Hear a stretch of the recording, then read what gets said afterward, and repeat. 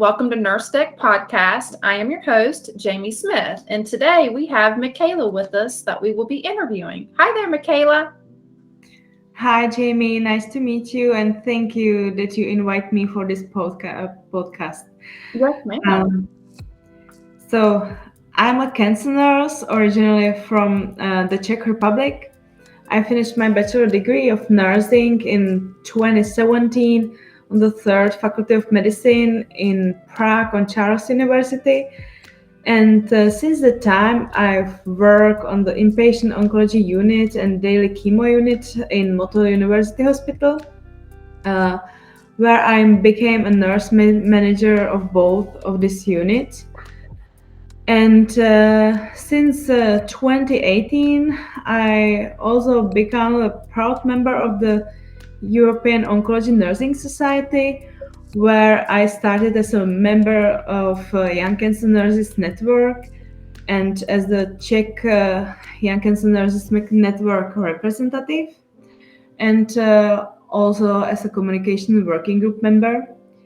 And in January 21, I was selected as EON's Young Cancer Nursing co-chair, where I'm passionate about cancer care as well as leadership and support of my nurses colleagues across the whole Europe in their educational possibilities and how to prevent burnout syndrome, bullying in the workplace, and other young cancer nurses concerns.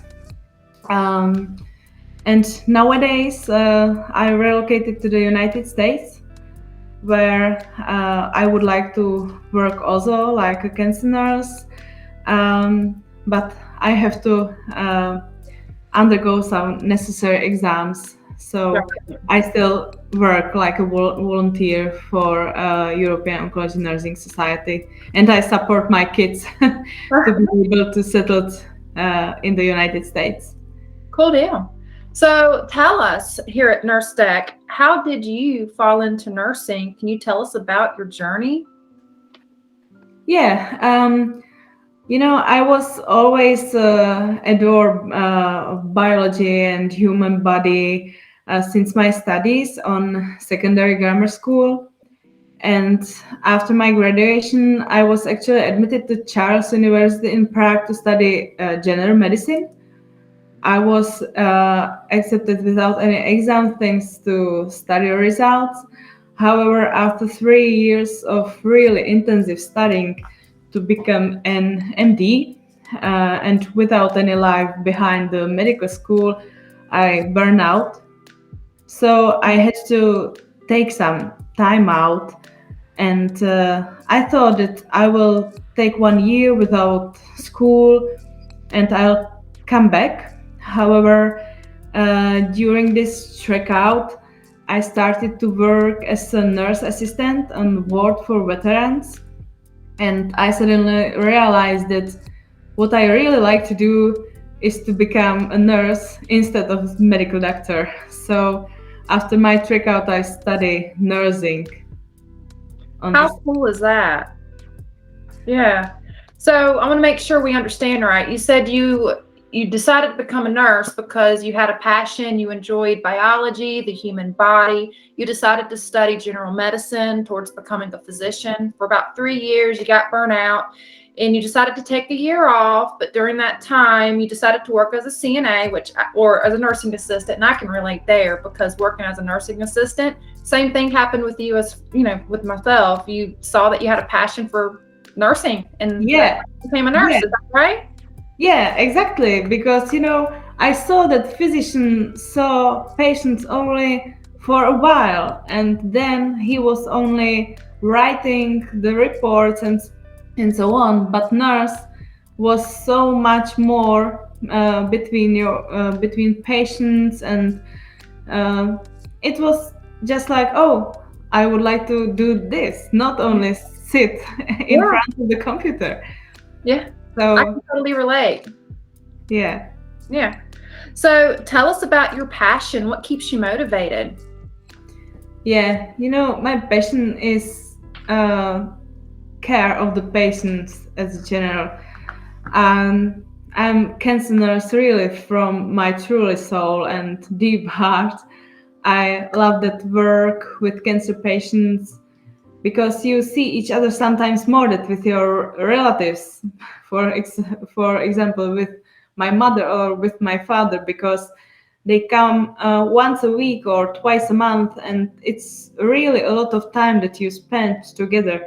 And thanks to that, you know each other so much, and you can really individualize the care. And you are able to laugh together, talk about children, grandchildren, cooking, even to discuss many serious questions like death or dying. Meanwhile, your patient is undergoing his or her treatment. And what is engine for you is if the patient enters the ward and tells you, "Oh, Michaela, I'm so glad that you are here today with me." So probably this is the biggest motivation, to be ready to fight with them, their biggest fight of their life. I love your response, Michaela. So you say your passion, what drives you, is taking care of the whole person, the whole patient. You have a heart specifically for cancer patients because you get to fight the battle with them. You get to laugh together. You develop a strong rapport. Is that right? Yeah, definitely. Yeah, because I admire them because their situation is very hard. Um, they can't speak with their relatives, and you can be their soulmate because their relatives, they are afraid to speak with them about their disease, to not make them cry. And they also are afraid to speak with them about common things because they know they can't enjoy common things, or to join them to go to the party or whatever. So you can really be their not only nurse but soulmate or friend. So it's what's my passion of this. So you have a bond. You're not just a nurse, you have that Yeah. bond with your patient, which is cool. Yeah. So, Michaela, what leads you to focus on oncology nursing, and how is it like to be an adult oncology nurse? Yeah, when I started to study nursing, I was pretty sure that I will work somewhere on surgery. I like intensive after surgery care units, operating theaters, action. And I found internal medicine quite boring, only tablets, infusions. Right. But it was like I saw it.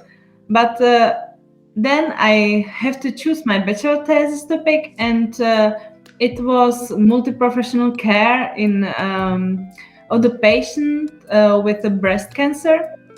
It was a case study, so I visited several wards like surgery and radiotherapy and medical oncology, and I was talking with the patients and with doctors from the surgery and from this internal medicine, and suddenly, I really thought that the surgery part will be my best. Mhm. However, after these meetings with all of these people, I suddenly saw that these nurses on oncology ward, they have so special bond with their patients, and I saw how complex and amazing is work with them. So after a successful graduation, it was my only choice where I would like to go. Cool. So you initially thought your niche would be in general surgery, internal medicine. You ultimately found doing blood transfusions and all the other stuff was, like you said, boring, or it just wasn't for you. And then you decided to work with cancer patients because the work is complex. You get to have that special Yeah. bond. Is that right? Yeah. So can you tell us more about the European Oncology Nursing Society, its mission and vision? Yeah. When we met, I found some masterclass of oncology nursing where I sent the application form, and it was really nice when they chose me to attend this masterclass, and I realized how they would like to help nurses to become better and to become more recognizable. So their mission, or our mission, is to be an umbrella organization who can provide leadership in all areas of cancer nursing, research. Uh, we would like to continue in education, and to be able to communicate and also advocate for better recognition of cancer nursing across the whole Europe, and better possibilities, and better conditions for all cancer nurses across the Europe. So I think that European Oncology Nursing Society is really what they would like to be. They advocate so much for the better condition of cancer nurses. So just to put that together to make sure we understand, you're saying that the European Oncology Nursing Society, it helps nurses become better, more recognizable, provides leadership, continuing education, research, and more. Is that right? Yeah, definitely. It's correct. And we have some task group or some working group, which is Young Cancer Nurses Network, which connected the young cancer nurses under 35 years across the Europe. And there we also focus of burnout and prevention of burnout, and these concerns which all that young cancer nurses have if they enter to oncology world. Because what we have to say that if you are young nurses between patients who are often dying, or you have to think about it, and a little bit change your mind, and change your I don't know how to say, change your thinking about how to care and what is the result of your care. That it don't have to be the healthy patients, but probably the calm and kind patient. When you first started answering that question, you mentioned burnout, which is interesting because that was going to be our next question. We were going to ask you, how is oncology nursing doing during this time of pandemic? What are the realities and challenges faced during this time? Yeah, it was very scaring in the beginning, because nobody knew exactly what the virus is, what will happen if the oncology patient will go through it with their fragile immune system. We closed the ward for visitors, which was pretty tough for patients who were undergoing the long treatments, and they couldn't have any visitors. And we did PCR tests for every single patient who should be access to our ward, and who came as an emergency. He had to stay in special waiting quarantine rooms till their test results. So it was really weird, and suddenly we have to keep a distance between us and our patients, and it was tough. And also another problem was the shortage, because in pre-pandemic times, if you had a runny nose, you just take your mask and you should work, But in the COVID times, we were much more protective to our patients. So everybody with just one sign of COVID had to undergo PCR tests, and he had to wait for his results. And then he can come back to work if it was negative. And for me as a manager of units, it was pretty challenging to manage the shifts because before the COVID, I was usually take 3 or 4 shifts overtimes because we had a shortage just before the COVID. So to cover all that shifts, even without COVID, was the problem. But during the COVID pandemic, I had to take 10 or 12 extra shifts. So it was really challenging. I hear you. Yes, I hear you for sure. So basically, it was fear of the unknown. No one knew what to expect. You've got the patients; they're fragile. They're at risk for severe disease. You mentioned you had to close the wards, do testing. Did I hear you say families couldn't come in, and you have to keep your distance? Because they had to keep distance. Only one exceptions were if the patient was on the end of his life. They have some exceptions. However, not really for the treatment or curable patients. Yeah.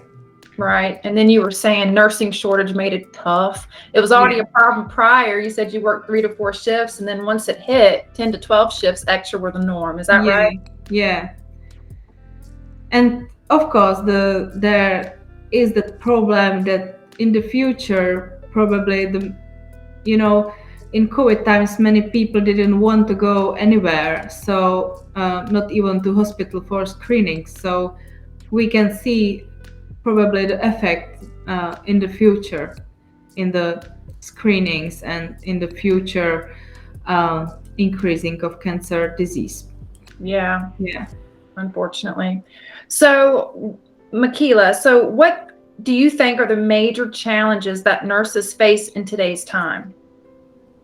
In my opinion, and regarding my experience from the Czech Republic, the major challenge in nursing is that shortage. It's problem for many years, but it is more and more significant in the last couple of years.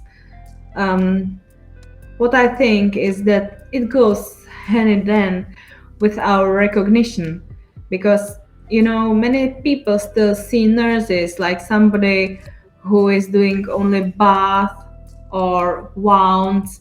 However, time has changed so much. We provide very specialized care of patients with severe and serious disease, and we have to be nearly like a physicians and be prepared to act very quickly sometimes. And physician, as I told you, he sees his patients only for a while, so we have to be his or her eyes to tell them when something seems to go wrong. So we have to be well educated, and we started to educate ourselves on universities, which wasn't so common, especially in the Eastern Europe, that the nurse has to undergo the university level of education. So it is also what we are fighting for, to have the possibility to undergo the better education and achieve that adequate specialized knowledge. Okay. So you're saying that the shortage, you've had the problem for many years. Pandemic did not help. And you also mentioned recognition with nurses. It's more than just doing wounds. It's more than giving baths. It's so much more. We are their eyes and ears. You mentioned that we are well educated, university level, having specialized knowledge. And you're right about that. Yeah. For sure. In this time of pandemic, do you think nurse burnout is a widespread phenomenon? Yeah, definitely. It become definitely widespread phenomenon. It was, of course, before the COVID. However, the number of patients was increasing, and number of nurses in quarantine just deepened the problem with shortage. So more patients, less nurses, patients were in the serious condition, and we didn't know what happened in the next minute, if they will be better or worse, you know. And of course, even worse if you have kids at home. uh, we become a teacher, and during the lockdown we have to also do homeschooling, more cooking, take care of our kids. But we had no vacations or no possibilities to be with them so much as we would like to be. So uh, you had to be in so many roles, and you want to be perfect in every roles you have to take. So I think it was certain that problem of burnout will be bigger than ever. For sure. So you mentioned having more patients, not as many nurses there to help take care of them, not getting that family time. So tell us here at Nurse Tech, how do you go about identifying your own burnout, and how do you prevent it? How do you handle it? Um, I underwent my burnout because, as I told you, because of this shortage, we had to take so many extra shifts, and the kids at home, and teaching them, and cooking, and I was sleeping for 4 hours a day at maximum. And Wow. if you go with it only for 1 month or 2 months, it's quite good. You can take it. You are young, you know. But if it is 1 year and you are starting in the second year, you can handle it. And it's really important to admit that you are undergoing, because you can't see that, and you told to yourself, oh, even if I am undergoing it, I'm not able to do it because I have to be there. I have to be there for my patients. I have to be there for my colleagues. I have no time to be in burnout. And you can easily see the burnout syndrome on your colleagues, but see the burnout syndrome on yourself, it's very difficult. And it's really difficult to admit that you are that one who is undergoing the burnout syndrome. And I have to say that I realized it really after some while, because I just have no time to admit it. I have no time to undergo my burnout. And suddenly I realized that I'm screaming on my husband, and I'm screaming on my kids, and I was crying, and I didn't know what happened. And then you have to say to yourself, and stop now. If you want to survive, and if you want to care about your patients and about your family, you have to care about yourself. That's right. Because without it, it's very complicated to get over it. And in that COVID times, it's pretty tough, because you can't go out so much with your friends. You have to keep the distance. So I think you have much less possibilities how to undergo some hygiene of your mind. So, but you have to take your diary, and you have to take the notes. I will go out, and I will go to do some exercise. I will meet my friends, even through some WhatsApp or whatever. And we will play some games with our kids. and to ordinate some time which is dedicated only for you, not for your family, not for your job, only for you. And it's exactly what we have to do, and we think it's not our problem and we don't have to do, but it's exactly what we have to manage, our time for ourselves. So you mentioned you picked up all these extra shifts. You had to find the time to teach your kids. You had to cook. You only got 4 hours of sleep, which is not sustainable for long. So you said how to deal with it. You have to first admit that you are burnt out. You have to recognize it. You said you noticed you were getting loud with family members screaming, if I heard you say right. And so you have to take care of yourself before you can take care of others. You have to undergo hygiene of the mind. I like how you worded that. You gave the example of diary, note writing, going out and meeting friends.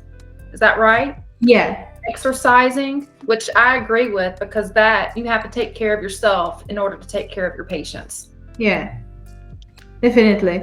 What I always said to my colleagues is that it's like an airplane.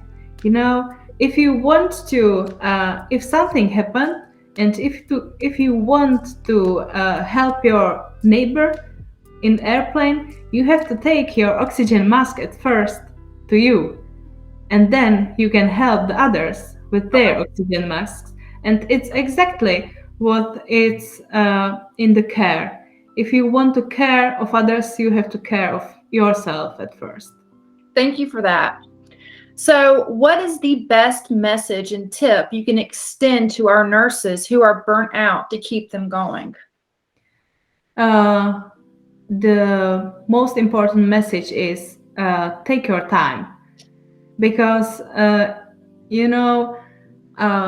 you think that you are it's gone because you had some rest and you have some exercises and you are quite okay and you feel much better. However, when other necessary things are going and you have to do something and you are overwhelming again and again, you can be sure that the burnout syndrome will be back in just 1 week, because this reconvalescence of burnout syndrome is quite long, and you have to teach yourself and learn that you have to say no if you are feeling that it starts to be too much for you.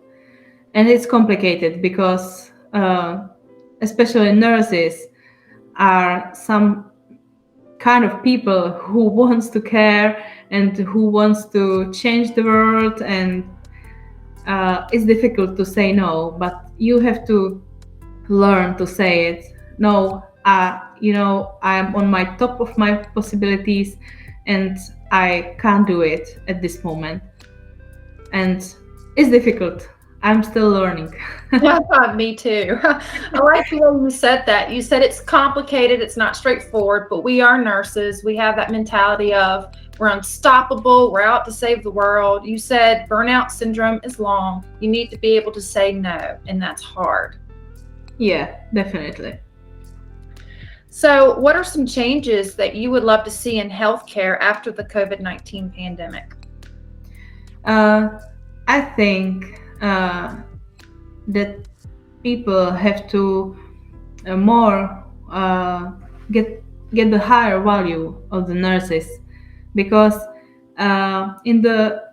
what happened in the Czech Republic was that in the first and second wave of COVID, everybody was clapping that nurses are heroes and so on. But what if the time went and the quarantines and COVID situation was here again and again, they start to hate the healthcare professionals, that they are so pushing others to vaccination and to keeping distance. And the people were sick from this. However, we don't say it because we can bother the people. So probably I would like to see that recognition of nurses and physicians is much better and much better value of it. I respect that. So you're saying have more recognition of nurses and clinicians, the physicians, and also more recognition would probably, I would assume, get more people interested in the profession. Maybe we wouldn't have a shortage. Yeah, definitely. To do much more hiring Right. and probably some presentations at school and start to solve this problem with the shortage, because everyone saw now that the problem of shortage is very hard.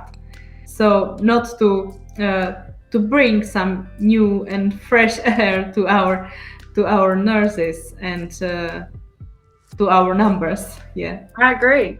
So do you think a community like Nurse Tech can be a great support for nurses today? yeah, definitely. As a Young Cancer Nurses Network co-chair, I have to say that what you can help you really well is when you find somebody who can share what you feel, and you suddenly realize that you are not alone in your feelings. And for the burnout syndrome, I think it's pretty good to see the concerns and problems of other nurses, and you can find support and new enthusiasm in these networks and magazines. So I think it's really important that something like NurseDeck really exists. Well, thank you for that. And I agree with you. We are not alone in our feelings. I like the way you said that. And Nurse Tech has that support and people who understand, and you can communicate with them. It's nice to have that. Yeah, I agree. Is there a topic that you would like to discuss or address that we haven't mentioned? I think not. We go through very serious questions and very nice questions, so I'm satisfied. Great. Okay. So I would love to continue the conversation on Nurse Tech Social. Do you know what that is? Have you heard of it? Yeah, we can continue on it. Yeah. Yeah, that's right. Okay. So, well, thank you for today, Michaela, for your time and interviewing you. We enjoyed it today on Nurse Tech Podcast. I thank you for the invitation. Yes, ma'am. Thank you so much. Bye. Thank you. Bye.